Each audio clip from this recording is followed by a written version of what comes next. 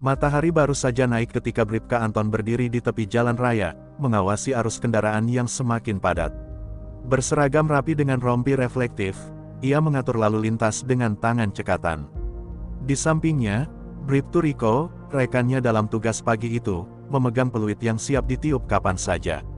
Jalanan di kota ini memang dikenal ramai di pagi hari, terutama dengan kendaraan besar yang lalu lalang mengangkut barang dagangan dari luar kota. Anton sudah bertahun-tahun menjalankan tugas sebagai polisi lalu lintas. Baginya, pekerjaan ini bukan sekadar rutinitas, tetapi juga bentuk tanggung jawab untuk memastikan ketertiban jalan. Ia selalu tegas, namun tetap humanis dalam menegakkan aturan. Pagi itu, ia dan Riko mendapat instruksi untuk melakukan razia kendaraan besar guna memastikan kelengkapan surat-surat serta kondisi muatan. Beberapa truk dan bus yang melewati pos pemeriksaan mereka dihentikan secara acak, diperiksa dengan seksama, lalu diperbolehkan melanjutkan perjalanan jika tidak ada pelanggaran. Di tengah kesibukannya mengatur kendaraan yang melintas, Anton memperhatikan sebuah truk besar berwarna hijau tua melaju dengan kecepatan cukup tinggi. Truk itu terlihat berbeda dari kendaraan lainnya, tidak memiliki plat nomor yang jelas dan tampak lebih berat dari truk biasa. Dari pengalaman bertugas, Anton tahu bahwa kendaraan seperti ini bisa saja membawa muatan ilegal atau memiliki dokumen yang tidak lengkap. Tanpa ragu, ia mengangkat tangan memberi isyarat agar truk itu berhenti di tepi jalan. Sopir truk, seorang pria berusia sekitar 40-an, tampak sedikit ragu sebelum akhirnya menepi. Anton berjalan mendekat dengan langkah tegap, sementara Riko tetap bersiaga beberapa meter di belakangnya. Dengan nada sopan, Anton meminta sopir untuk menunjukkan surat-surat kendaraan dan muatan yang dibawa. Namun, bukannya segera merespons, sang sopir tampak gelisah dan mulai mencari-cari sesuatu di dalam dashboard truk. Melihat gelagat mencurigakan itu, Anton memperhatikan lebih seksama. Ia melirik kaca spion truk dan menyadari sesuatu yang aneh, bak belakang truk tersebut tertutup rapat dengan terpal tebal, tanpa ada tanda-tanda muatan biasa seperti barang dagangan atau peralatan konstruksi. Perasaannya mulai tidak enak, ia pun mencoba bersikap lebih tegas. "Pak, saya minta tolong tunjukkan surat jalan dan buka sedikit terpalnya. Kami hanya ingin memastikan semuanya sesuai aturan," katanya dengan nada tetap tenang. Sopir itu akhirnya menyerahkan surat kendaraan dengan tangan gemetar, tetapi ia tetap menghindari kontak mata. Anton membaca dokumen itu sekilas, namun ada sesuatu yang tidak beres. Surat jalan yang diberikan tampak sah, tetapi tidak ada rincian mengenai jenis muatan yang dibawa. Hal ini membuat Anton semakin curiga. "Apa yang sebenarnya Anda angkut?" tanyanya, mencoba menggali lebih dalam. Sang sopir menghela napas dalam-dalam, lalu dengan suara rendah berkata, "Pak, lebih baik jangan diperiksa terlalu jauh. Ini kendaraan tugas khusus." Jawaban itu justru membuat Anton semakin yakin bahwa ada sesuatu yang disembunyikan. Sebagai seorang polisi, ia tidak bisa begitu saja mengabaikan firasatnya. Ia menatap sopir itu dengan tajam dan berkata, "Maaf, Pak. Aturan tetaplah aturan. Jika kendaraan ini legal dan muatan Anda resmi, tidak ada yang perlu dikhawatirkan." Namun, sebelum Anton sempat mengambil langkah lebih jauh, suara gaduh terdengar dari dalam truk, seolah ada orang-orang yang bergerak di dalamnya.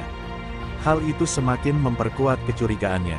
Tanpa menunggu lebih lama, Anton memberi isyarat kepada Riko untuk bersiap jika situasi memburuk. Ia tidak tahu bahwa keputusannya pagi itu akan membawanya ke dalam situasi paling menegangkan sepanjang kariernya sebagai polisi lalu lintas. Bribka Anton berdiri tegak di samping truk, matanya tak lepas dari sang sopir yang tampak semakin gelisah.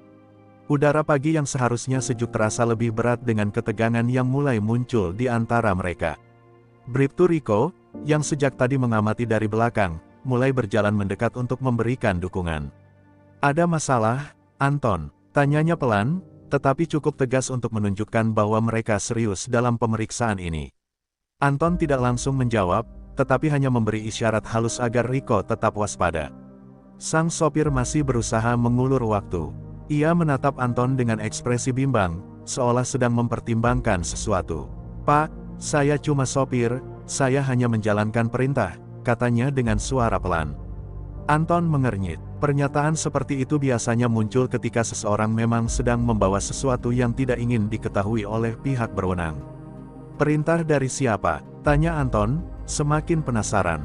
Namun, Sopir itu hanya menggeleng dan menunduk, seperti enggan menjawab lebih jauh. Dari dalam truk, suara berisik kembali terdengar. Kali ini lebih jelas, ada bunyi pergeseran barang atau mungkin seseorang yang bergerak di dalamnya. Anton melirik Rico, yang juga mendengar hal yang sama. Mereka saling bertukar pandang sebelum Anton mengambil langkah lebih jauh. "Baik, Pak, saya minta Anda turun dari truk dan buka terpalnya sedikit. Kami hanya ingin memastikan tidak ada pelanggaran," katanya dengan nada tetap tegas, namun sopan. Sopir itu terlihat semakin panik, tetapi sebelum ia sempat menjawab, dari dalam truk terdengar suara berat dan berwibawa, "Jangan buka terpal itu."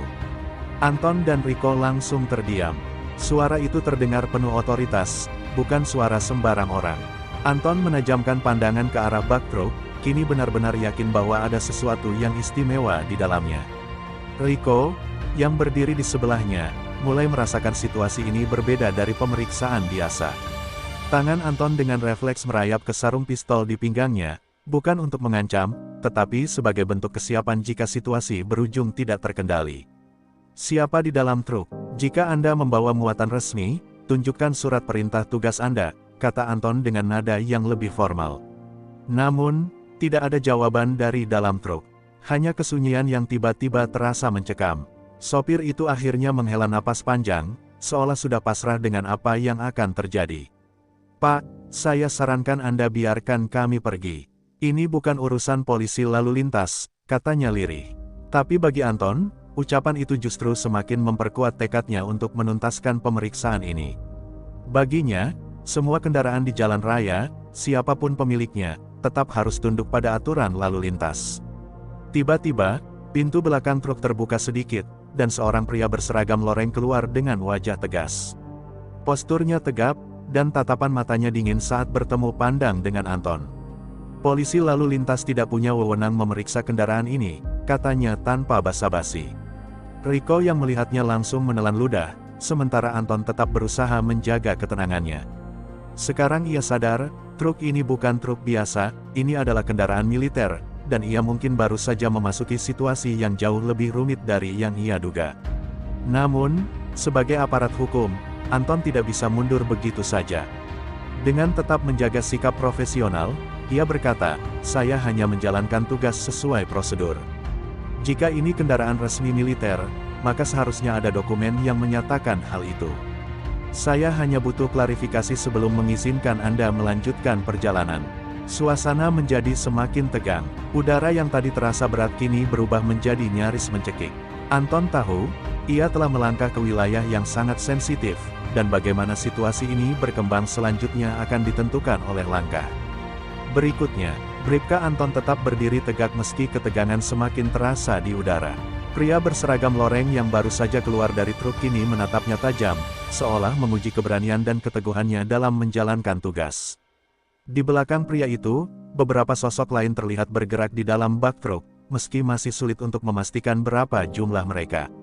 Anton melirik sopir truk yang kini hanya bisa tertunduk pasrah, seakan tahu bahwa ia tidak bisa lagi menghindari situasi yang semakin pelik ini. Kapten Rudy, begitu nama yang tertera di seragam pria berseragam loreng itu, melangkah maju dengan sikap berwibawa. "Pak Polisi, saya ulangi sekali lagi, Anda tidak punya kewenangan untuk memeriksa kendaraan ini," katanya dengan nada lebih tegas. Rico yang berdiri di sebelah Anton mulai merasa tidak nyaman, tetapi Anton tetap berusaha menjaga ketenangannya. Sebagai aparat penegak hukum, ia tahu bahwa ia tidak bisa mundur begitu saja hanya karena tekanan dari seseorang yang mengaku sebagai militer. "Saya memahami tugas Anda, Pak," jawab Anton dengan nada tetap profesional. "Tapi sebagai polisi lalu lintas, saya juga memiliki kewajiban untuk memastikan setiap kendaraan yang melintas mematuhi aturan. Jika kendaraan ini memang resmi milik militer, tentu tidak ada masalah untuk menunjukkan dokumen yang diperlukan." Ia berharap pernyataan itu bisa meredakan ketegangan, tetapi Kapten Rudy justru tersenyum tipis, seolah menganggap permintaan itu sia-sia. "Saya tidak perlu menunjukkan apapun kepada Anda," jawabnya dingin. "Kami sedang dalam misi, tidak ada waktu untuk urusan seperti ini." Anton mengeraskan rahangnya. Ia tahu bahwa militer memiliki protokol sendiri, tetapi tetap saja, aturan lalu lintas berlaku untuk semua orang, termasuk mereka. Ia melirik ke arah Rico, yang tampak semakin gelisah. Beberapa warga yang melintas mulai memperlambat kendaraan mereka, penasaran dengan apa yang sedang terjadi. Melihat situasi yang mulai menarik perhatian, Kapten Rudy menghela napas panjang, lalu menoleh ke arah sopir truk. "Kita tidak punya waktu untuk ini," katanya. "Tutup pintunya, kita jalan." Mendengar perintah itu, sopir truk buru-buru bergerak menuju pintu kemudi, bersiap menyalakan mesin. Namun, sebelum ia sempat melakukannya, Anton langsung menahan pintu truk dengan tangannya. "Maaf, Pak, sebelum kendaraan ini melanjutkan perjalanan, saya butuh kepastian bahwa semuanya sesuai prosedur," katanya tegas. Sejenak suasana menjadi sangat sunyi. Mata Kapten Rudy menyipit, menatap Anton dengan penuh intensitas. Tangannya mengepal di sisi tubuhnya, seolah menahan sesuatu. "Anda benar-benar ingin mempersulit keadaan?" tanyanya pelan, tetapi dengan tekanan yang jelas. Anton tidak mundur. "Saya hanya menjalankan tugas saya," jawabnya tanpa ragu. Kapten Rudy menarik napas dalam-dalam, lalu mengangkat tangannya sedikit, memberi isyarat kepada seseorang di dalam truk. Dalam hitungan detik, dua pria berseragam loreng lainnya turun dari bak truk, berdiri di samping Kapten Rudy dengan sikap yang sama tegasnya. Anton dan Rico kini berhadapan dengan tiga tentara yang tampak tidak berniat untuk berdamai. Jantung Anton berdegup lebih cepat, tetapi ia tetap menjaga ekspresinya agar tidak menunjukkan rasa gentar. Ia tahu, situasi ini bisa berkembang ke arah yang lebih buruk dalam sekejap, dan ia harus siap menghadapi segala kemungkinan. Namun, sebelum ada yang mengambil tindakan lebih jauh, suara sirene dari kejauhan mulai terdengar. Beberapa motor polisi tampak mendekat dengan cepat. Anton menoleh sekilas, mengenali rombongan itu sebagai bagian dari satuan patroli yang bertugas di sekitar area tersebut. Kapten Rudy juga melirik ke arah yang sama, lalu kembali menatap Anton dengan ekspresi yang sulit ditebak. "Sepertinya kita punya penonton tambahan," katanya pelan. Anton tidak menjawab, tetapi dalam hati ia tahu, pertarungan ini belum selesai, dan babak berikutnya baru saja dimulai. Sirene yang semakin mendekat membuat suasana di tempat kejadian berubah drastis. Beberapa anggota satuan patroli lalu lintas datang dengan motor besar mereka, membentuk barisan di sekitar lokasi. Salah satu dari mereka, Ibda Wahyu, segera turun dan berjalan cepat ke arah Bribka Anton. "Apa yang terjadi di sini?" tanyanya, matanya langsung tertuju pada para tentara yang berdiri di dekat truk. Bribka Anton tetap tenang meski tekanan semakin meningkat. "Kami sedang melakukan pemeriksaan rutin, Pak," jelasnya. "Truk ini melaju tanpa plat nomor yang jelas, dan ketika kami meminta surat-surat serta memeriksa muatan, mereka menolak. Tidak ada dokumen yang diberikan sejauh ini." Ibda Wahyu mengalihkan pandangannya ke Kapten Rudy yang masih berdiri dengan sikap kaku. Kapten Rudy tampaknya tidak terkejut dengan kedatangan polisi tambahan, tetapi wajahnya menunjukkan sedikit ketidaksabaran. "Saya sudah menjelaskan bahwa kendaraan ini adalah bagian dari misi khusus militer. Kami tidak punya kewajiban untuk melaporkan detailnya kepada polisi lalu lintas," katanya dengan nada tetap dingin, tetapi kini lebih terdengar berusaha mempertahankan otoritasnya. Ibda Wahyu menatap tajam ke arah Rudy. "Saya paham, Pak. Namun, dalam peraturan lalu lintas, setiap kendaraan, termasuk kendaraan dinas, tetap harus memiliki identifikasi yang jelas. Jika ini benar kendaraan militer, tentu ada dokumen pendukung yang bisa diperlihatkan agar tidak terjadi kesalahpahaman." Ketegangan semakin meningkat. Beberapa warga yang melintas mulai berhenti di tepi jalan, penasaran dengan kejadian ini. Bribtu Rico melirik Anton, seolah bertanya dalam hati apakah mereka harus terus menekan atau membiarkan mereka pergi. Anton, yang sudah sejak awal merasa ada sesuatu yang janggal, tetap teguh pada pendiriannya. Ia yakin ada sesuatu yang disembunyikan dalam truk itu, sesuatu yang tidak ingin diketahui publik. Kapten Rudy tampak berpikir sejenak sebelum akhirnya melangkah lebih dekat ke arah Ibda Wahyu. "Baiklah," katanya akhirnya, "saya akan menghubungi atasan saya.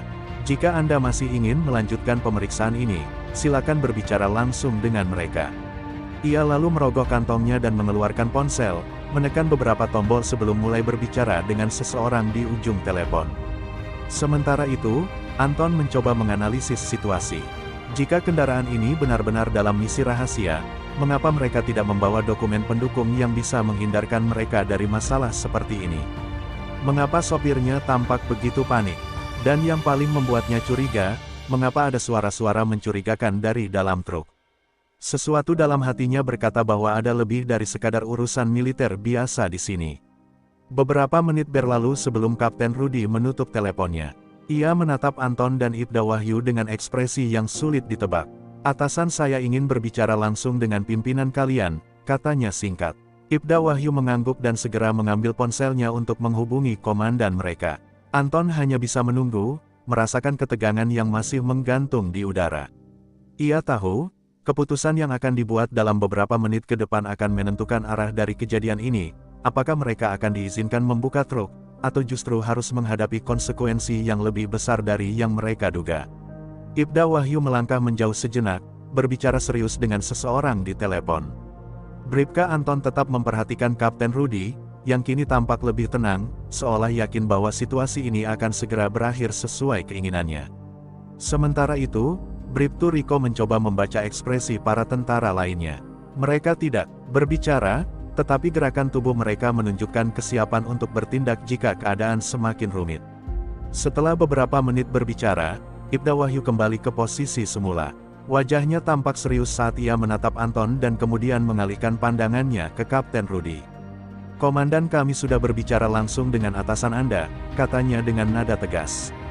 "Kami diperintahkan untuk tidak melanjutkan pemeriksaan dan membiarkan truk ini melanjutkan perjalanan." Bribka Anton merasakan dadanya menegang. Selama bertahun-tahun bertugas, jarang sekali ia mengalami situasi seperti ini, di mana perintah dari atasan langsung menghentikan pemeriksaan tanpa memberikan alasan yang jelas.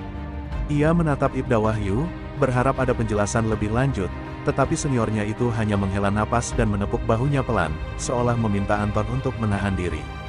Kapten Rudy mengangguk tipis, senyumnya penuh kemenangan. "Terima kasih atas kerjasamanya," katanya dengan nada tenang, lalu memberi isyarat kepada sopir untuk segera menjalankan truk. Sopir itu dengan sigap menyalakan mesin, sementara tentara lainnya kembali naik ke dalam bak truk. Saat truk mulai bergerak perlahan, Anton masih berdiri di tempatnya, matanya mengikuti kendaraan itu hingga menghilang di kejauhan. Ada sesuatu yang mengganggunya, sesuatu yang membuatnya merasa bahwa mereka baru saja melewatkan sesuatu yang besar.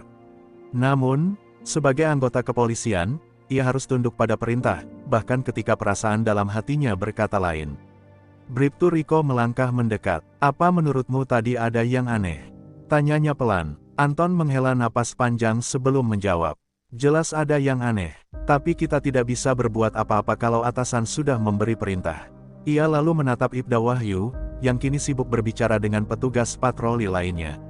"Pak, apa komandan memberi penjelasan lebih lanjut?" tanyanya dengan nada berharap. Ibda Wahyu menggeleng pelan.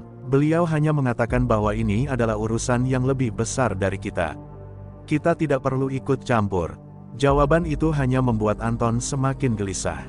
Ia tidak suka merasa dibatasi ketika sedang menjalankan tugasnya, terutama ketika ada begitu banyak hal yang terasa mencurigakan. Namun, tidak ada lagi yang bisa mereka lakukan saat ini.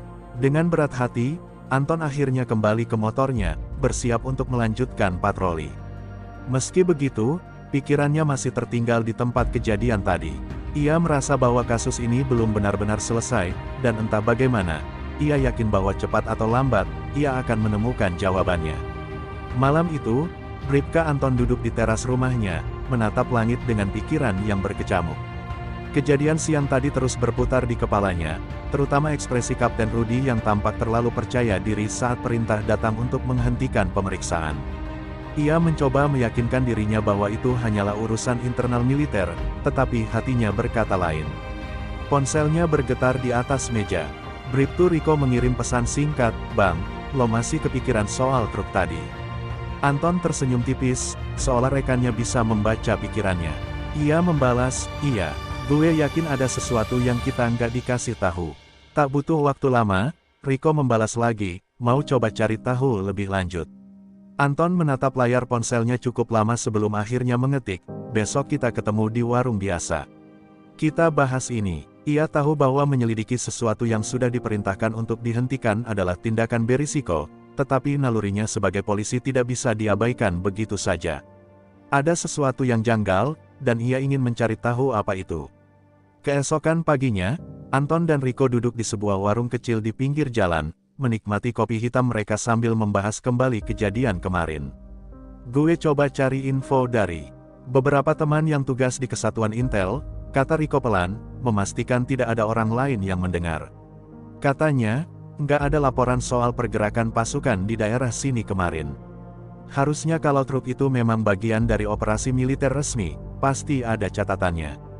Anton mengernyit, merasakan ketidaknyamanan yang semakin kuat. Jadi, truk itu bisa jadi bukan bagian dari operasi resmi. Tanyanya, Rico mengangguk, kemungkinan besar begitu, tapi kita nggak punya bukti. Kalau kita mau gali lebih dalam, kita harus cari cara untuk tahu siapa sebenarnya Kapten Rudy dan kemana tujuan truk itu. Anton berpikir sejenak sebelum berkata, kita bisa mulai dari sopir truk. Gue lihat wajahnya kayak orang yang terpaksa ikut dalam situasi ini. Mungkin dia tahu sesuatu. Rico mengangguk setuju. Masalahnya, kita harus cari dia dulu. Kalau dia bagian dari militer, bakal susah dilacak. Anton tersenyum tipis. Kalau dia memang tentara, iya. Tapi kalau dia cuma orang biasa yang disewa buat bawa truk itu, pasti ada jejaknya. Kita mulai dari daftar supir logistik di sekitar wilayah kita. Rico menepuk bahu Anton dengan semangat. Oke, gue setuju. Malam ini kita cari informasi lebih lanjut. Mereka pun sepakat untuk memulai penyelidikan kecil mereka sendiri, tanpa melibatkan atasan. Bagi Anton, ini bukan lagi soal kepatuhan terhadap perintah, tapi soal kebenaran yang harus diungkap. Apapun risikonya, ia siap menghadapinya. Malam itu, Bribka Anton dan Bribtu Rico duduk di dalam mobil patroli yang diparkir di pinggir jalan, mengamati daftar nama para sopir logistik yang mereka peroleh dari seorang kenalan di Dinas Perhubungan. Mereka mencari kemungkinan siapa sopir truk misterius yang mereka temui kemarin. Kita cari sopir yang sering membawa muatan ke wilayah sekitar tempat kejadian, kata Anton sambil menyoroti daftar dengan senter kecil. Beberapa menit berlalu, dan akhirnya Rico menunjuk satu nama. Ini, Darman. Dia sering mengangkut barang untuk berbagai pihak, termasuk instansi pemerintah dan swasta, ujarnya. Anton membaca data singkatnya, Darman tinggal di sebuah desa tak jauh dari perbatasan kota. Oke, besok pagi kita temui dia. Gue yakin dia tahu sesuatu, ujar Anton mantap. Keesokan harinya, mereka berdua mendatangi rumah Darman. Rumah itu sederhana, dengan pekarangan kecil yang dipenuhi tanaman. Anton mengetuk pintu kayu rumah itu beberapa kali. Tak lama, seorang pria parubaya dengan wajah lelah membukakan pintu. Ekspresinya berubah tegang saat melihat dua polisi di hadapannya. Pak Darman, tanya Anton. Pria itu mengangguk pelan. Kami cuma mau ngobrol sebentar, Pak. Tentang truk yang Bapak kemudikan kemarin, lanjut Anton dengan suara tenang. Mata Darman langsung membesar, jelas terlihat bahwa ia tidak nyaman dengan topik ini. Saya cuma sopir, Pak. Saya nggak tahu apa-apa, jawabnya cepat, seperti ingin segera mengakhiri pembicaraan. Anton dan Rico saling berpandangan. Mereka tahu Darman menyembunyikan sesuatu. Kami nggak akan menyalahkan Bapak. Kami cuma butuh informasi. Kalau memang ada yang nggak beres, kita bisa bantu, bujuk Anton. Darman menghela napas panjang, lalu melihat ke kanan dan kiri, memastikan tak ada yang mengawasi. Kalau saya bicara, saya dalam bahaya, bisiknya. Rico mendekat sedikit. Bahaya dari siapa, Pak? Tanya Rico pelan. Darman menelan ludah, lalu akhirnya berkata, saya disuruh membawa truk itu tanpa banyak tanya. Saya kira ini tugas biasa, sampai saya dengar suara-suara dari dalam bak truk. Anton merasakan bulu kuduknya meremang. Suara apa? Desaknya. Darman menatap Anton dengan wajah penuh kecemasan. Saya nggak yakin, Pak, tapi terdengar seperti suara orang yang minta tolong. Jawaban itu membuat Anton dan Rico terdiam sejenak. Ini jauh lebih besar dari yang mereka duga. Jika benar ada orang di dalam truk itu, maka ada kemungkinan penculikan atau perdagangan manusia yang melibatkan pihak-pihak tak terduga. Anton menarik napas dalam, lalu menepuk bahu Darman. Pak, kami janji akan melindungi Anda. Tapi kami butuh semua informasi yang Anda punya. Darman menunduk, tampak bimbang, tetapi akhirnya ia mengangguk pelan. Baik, saya akan kasih tahu apa yang saya tahu. Tapi kalian harus janji, jangan biarkan mereka menemukan saya. Darman duduk di kursi kayu tua di teras rumahnya, sesekali melirik ke arah jalan, seakan takut ada yang mengawasi.